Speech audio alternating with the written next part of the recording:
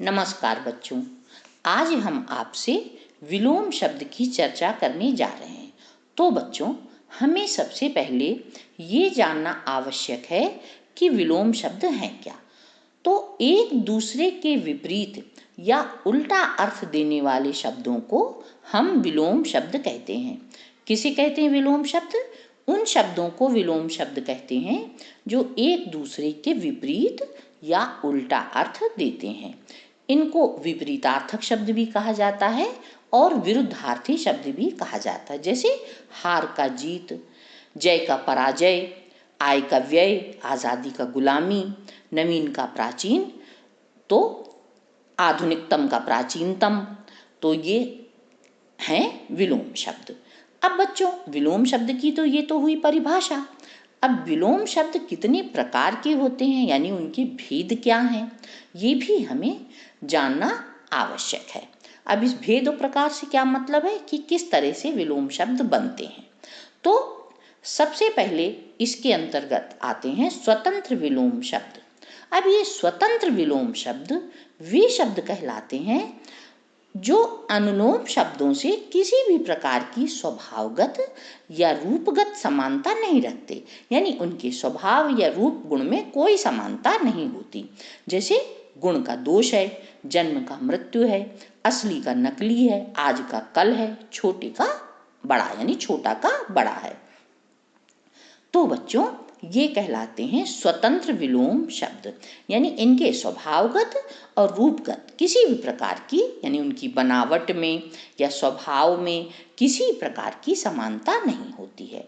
अब दूसरे जो शब्द होते हैं उन्हें कहते हैं हम उपसर्गों से बनने वाले विलोम शब्द। अब ये वो शब्द हैं जो उपसर्ग लगाने से बनते हैं। तो अब जैसे ये भी दो प्रकार के हैं, उपसर्गों के योग से बनने वाले विलोम शब्द और उपसर्गों के परिवर्तन से बनने वाले विलोम शब्द। तो सबसे पहले हम जानेंगे उपसर्गों के योग से बनने वाले विलोम शब्द।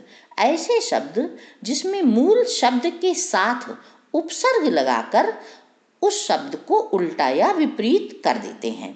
जैसे वादी शब्द है, मूल शब्द है वादी, अब उसके आगे प्रति उपसर्ग लग गया तो बन गया उसका उल्टा अर्थ प्रतिवादी। और इसी तरह मान के आगे अप लग गया उपसर्ग तो बन गया अपमान। तो बच्चों, ये कहलाते हैं उपसर्गों के योग से बनने वाले विलोम शब्द। इसी तरह उपसर्गों के परिवर्तन से बनने वाले विलोम शब्द, जैसे उपसर्ग शब्द लगा जिसमें उपसर्गों के परिवर्तन से बदलाव आ जाता है।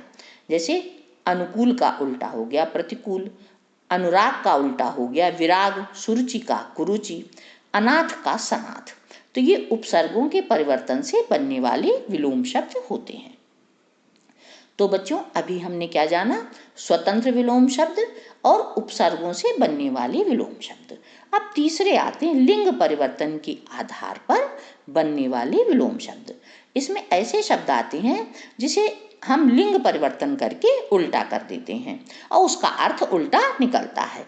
जैसे पुल्लिंग से स्त्रीलिंग में और स्त्रीलिंग से पुल्लिंग में। अब उदाहरण स्वरूप हम आपको बता सकते हैं कि पति का जैसे पत्नी है, नर से नारी है, माता से पिता है, इसी तरह राजकुमार का राजकुमारी है, बेटा से बेटी है। तो ये लिंग परिवर्तन से बनी है। तो अभी बच्चों, हमने आपको बताया कि विलोम शब्द क्या हैं और ये कितने प्रकार से बनते हैं। अब हम कुछ उदाहरण देकर आपको बताते हैं। जैसे उपसर्ग से बनने वाले विलोम शब्द, तो अनास्था का आस्था हो गया या आस्था का अनास्था, चल का अचल, ज्ञान का अज्ञान हो गया, जैसे मान का अपमान। तो ये हो गए उपसर्ग से बनने वाले विलोम शब्द। अब लिंग परिवर्तन से बनने वाले विलोम शब्द, जैसे राजा का रानी, हमने बताया, पहले भी आपको बताया, राजकुमार का राजकुमारी, बेटा का बेटी।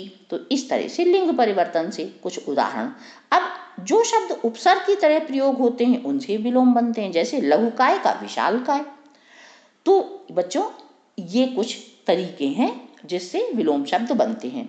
इसी तरह विपरीत जाति से शब्दों से बनने वाले विलोम शब्द हैं, जैसे न्यूनतम का अधिकतम।